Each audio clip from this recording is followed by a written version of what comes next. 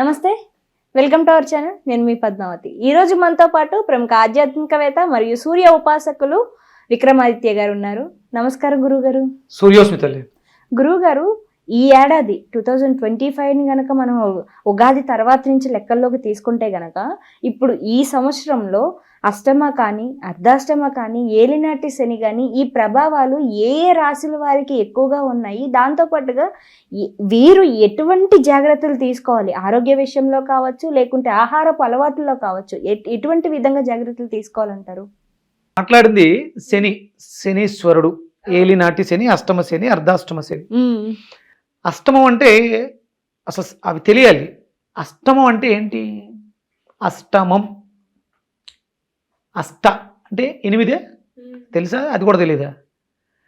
అష్ట అంటే 8, అర్ధాష్ట అంటే 4. అష్టచెమ్మ ఆడేవా చిన్నప్పుడు ఎప్పుడన్నా? అష్టాచెమ్మ అంటే 8, 4 బోర్లా పడితే 8, తెరలా పడితే 4 అంటే అష్టాచెమ్మ.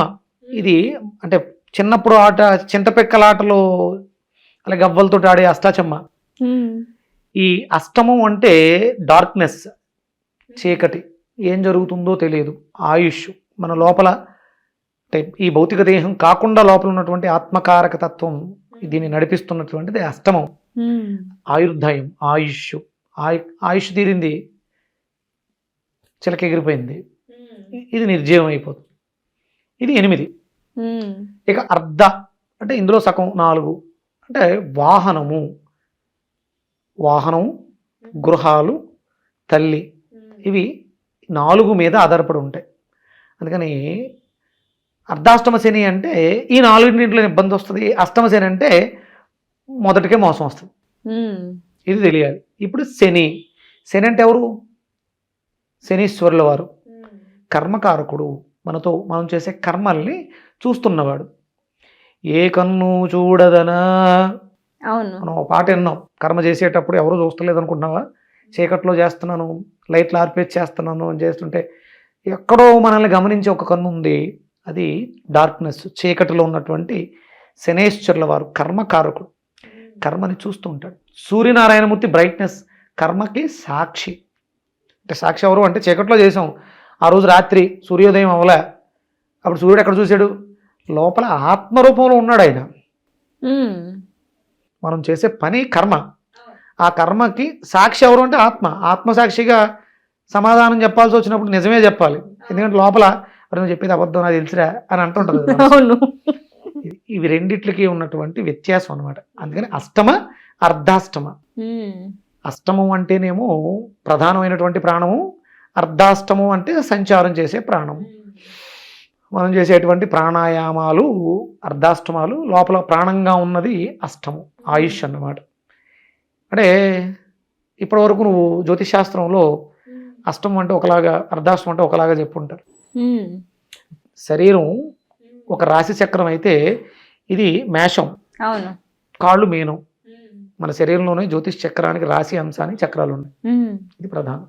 ఇక్కడ ఇప్పుడు జ్యోతిష్ శాస్త్ర ప్రకారంగా చూసుకుంటే 4 అర్ధాష్టమం, అది ధనస్సు రాశి. అష్టమం అంటే సింహరాశి. అష్టమ, అర్ధాష్టమ వీటి మీద ఆధారపడి ఉంది. ధనస్సు, మకరం, కుంభం, మీనం, చతుర్థం. సింహం నుంచి లెక్కేసుకుంటే సింహం, కన్య, తుల, వృశ్చికం, ధనస్సు, మకరం, కుంభం, మీనం, అష్టమం. ఈ సింహరాశి వాళ్ళకి, ధనస్సు రాశి వాళ్ళకి శని యొక్క ప్రభావం. అంటే కేవలం వాళ్ళకేనా? మనకు కూడా. మన శరీరంలో మేషం శిరస్సు అన్నం, మీనం కాళ్ళు అన్నం. అంటే కాళ్ళలో శని సంచారం జరుగుతుంది. దాని ప్రభావం పంచమ స్థానం గుండె మీద ఉంటుంది. హార్ట్ అటాకులు ఎక్కువ అయ్యే అవకాశాలు ఉంటాయి అందరికీ. సింహరాశి గుండెకు సంబంధించినటువంటి సమస్యలు, లివర్కి సంబంధించిన సమస్యలు, మనలో ఆవేశాలు, ప్రేమలు తగ్గుతాయి, పరిపాలనలో ఇబ్బందులు వస్తాయి, నాయకులకు ఇబ్బందులు వస్తాయి. అంటే నాయకుడు అంటే ఎవరు? మన చంద్రబాబు నాయుడు గారు, పవన్ కళ్యాణ్ గారైన నాయకులు. మీ ఇంటికి హోమ్ మినిస్టర్ ఎవరు? మా అమ్మగారు. పైన అంటే వాళ్ళు కూడా నాయకులే కదా. అంటే వాళ్ళలో వచ్చేటువంటి వ్యత్యాసాలు. అంటే ఎక్కడికక్కడ అన్వయించుకోవాలి. కేవలం పైన ఎక్కడో జరుగుతున్నటువంటి గ్రహస్థితి నాయకులు అంటే రాజకీయ నాయకులకి అలా కాదు, మనలో కూడా అవన్నీ ఉంటాయి A to Z. అందుకని ఆరోగ్య విషయంలో మనం చూసుకోవాల్సింది ఆవేశాలకి పోవద్దు, ప్రేమ లేకుండా మాట్లాడితే ఇబ్బందులు వస్తాయి, ఇది సింహం రాశి చెప్తుంది. అలాగే జెనెటికల్ డిజార్డర్స్, అరుగుదల చెడిపోవడం వల్ల షుగర్లు ఎక్కువైపోతాయి, క్యాన్సర్లు ప్రబలిపోతాయి. అలాగే కొత్తగా అంటే కొత్తది కాదు పాత వ్యాధి పార్కిన్సన్స్ అనే ఒక వ్యాధి విజృంభణ చేస్తుంది. అంటే వణుకుడు వ్యాధి అంటారు దాన్ని. ఇలా ఇంకా ఇలా వణుకుతూనే ఉండాలి, ఇంక పోదు ఇది జీవితాంతం ఇలా వణుకుతూనే ఉండాలి. ఇవి వచ్చే అవకాశం ఎక్కువగా ఉంటుంది. ఫ్రీజ్ అంటే పారాలైజ్, ఇంకా చెయ్యి ఇలా బిగుసుకుపోద్ది, ఇది సాగదు, కాంట్రాస్ట్ ఉండదు, అంటే ఫ్లెక్సిబిలిటీని కోల్పోతాం. మనం తినేది చాలా సాత్వికమై ఉండాలి, ఆరోగ్యకరంగా బాగుండాలి, ఇది ప్రధానంగా పెట్టుకోవాలి. ఇక ధనస్సు చతుర్థం అర్ధాష్టమ శని కదా, దాన్ని మనం ఎముకలకు సంబంధించిన క్యాన్సర్స్ పెరిగే అవకాశం ఉంటుంది. ఓకే. అలాగే బోన్ డెన్సిటీ పెరిగిపోతుంది, ఇలా పడితే అలా ఎముకలు ఇరిగిపోతూ ఉంటాయి, జాగ్రత్తగా ఉండాలి. కర్మ కదా శని కదా, జాగ్రత్తగా అంటే మనం తినే పదార్థాలను చూసుకోకపోవడం వల్ల క్యాన్సర్లు పెరగవచ్చు, షుగర్లు పెరగవచ్చు, పార్కిన్స్ అనే వ్యాధి రావచ్చు, మజిల్ వీక్నెస్ రావచ్చు. అలాగే బోన్ డెన్సిటీలు తగ్గిపోతాయి. మనం సరిగా అంటే కాల్షియం సంబంధించినటువంటి పాలు, నువ్వులు ఇలాంటివి కాల్షియం సంబంధించిన పదార్థాలు తీసుకోకపోవడం వల్ల ఇబ్బందులు వస్తాయి. అంటే ధనుసు రాశి వాళ్ళకి ప్రధానంగా ఉంటుంది, అన్ని రాశుల వాళ్ళకి ఈ ప్రాబ్లమ్స్ ఉంటాయి. అంటే ధనుసుకు సంబంధించిన అంటే పొట్టకు సంబంధించిన భాగాలకు సంబంధించిన రుగ్మతలు, ఎముకలకు సంబంధించిన రుగ్మతలు మనలో కూడా పెరుగుతాయి. శనికి సంబంధించి కాళ్ళలో ఉన్నాడు కదా, ఎక్కువ నడవాలి, వాకింగ్ అవి బాగా చెయ్యాలి, అది ఆరోగ్యానికి మంచిది. కాల్షియం బాగా తీసుకోవాలి, పాలు బాగా తీసుకోవాలి, మాపులు పాలు తీసుకోవాలి, ఉదయం మజ్జిగ తీసుకోవాలి. ఈ విశ్వావసునామ సంవత్సరం ధార్మికంగా ధర్మబద్ధంగా, మన ధర్మం ఏంటి?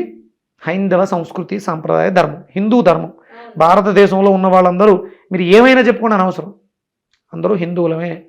ఇది కర్మభూమి, యజ్ఞయాగాది క్రతువులు జరుగుతున్నాయి కాబట్టి ప్రపంచ దేశాలకి ప్రాణభిక్ష మనం పెడుతున్నాం భారతదేశం నుంచి.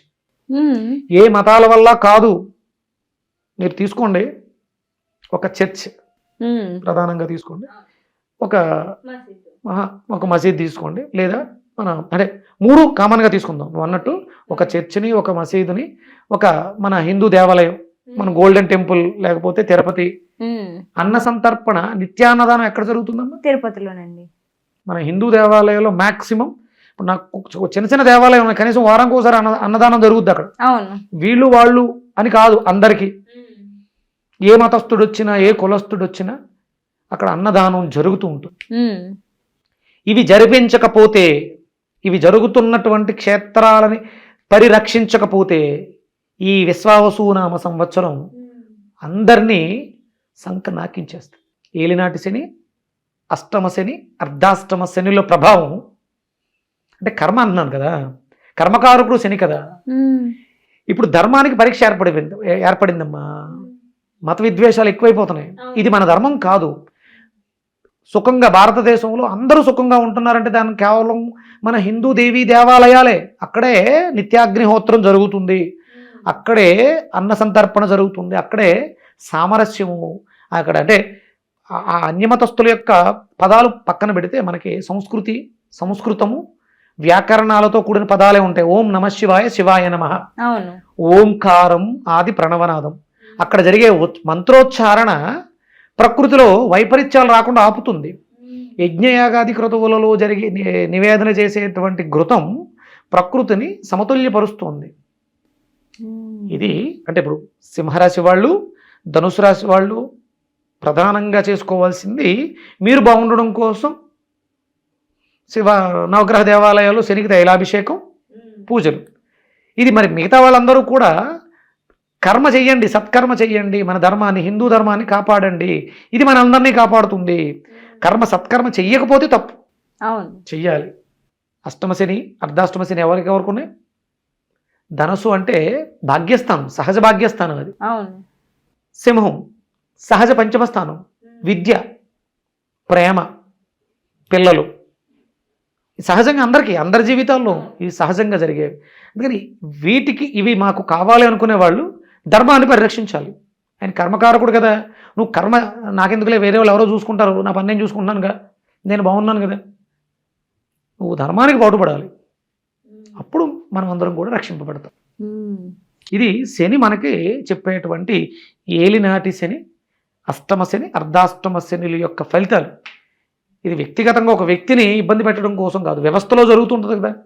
చాలామందికి ధనుసు రాశి ఉంటుంది, చాలామందికి సింహరాశి ఉంటుంది. వీళ్ళందరూ ఎక్కువ ఉన్నప్పుడు వీళ్ళ ప్రభావం మన మీద ఉంటుంది కదా. అవును. అందుకని అందరం బాగుండాలంటే మనం చేయాల్సింది కర్మ. అందరూ వాకింగ్ చేయాలి. సూర్యోదయానికి పూర్వమే లేచి అందరూ వాకింగ్ చేయాలి. ఇంటికి వచ్చిన తర్వాత సంధ్యావందనం చేయాలి. మనకు దగ్గరలో ఉన్నటువంటి దేవాలయాల్లో యజ్ఞాలు జరిపించాలి, హోమాలు చేయించాలి. అదే మనందరికీ కూడా శ్రేయోదాయకం. నిజంగా గురుగారు చాలా సింపుల్గా ఎక్స్ప్లెయిన్ చేశారు. ఈ అర్ధాష్టమ శని, అష్టమ శని అంటే అర్థం ఏంటి అనేది కూడా చాలా క్లారిటీగా వివరించారు ప్రతిదీ కూడా. ధన్యవాదాలు గురుగారు. సూర్యోస్మి తల్లి.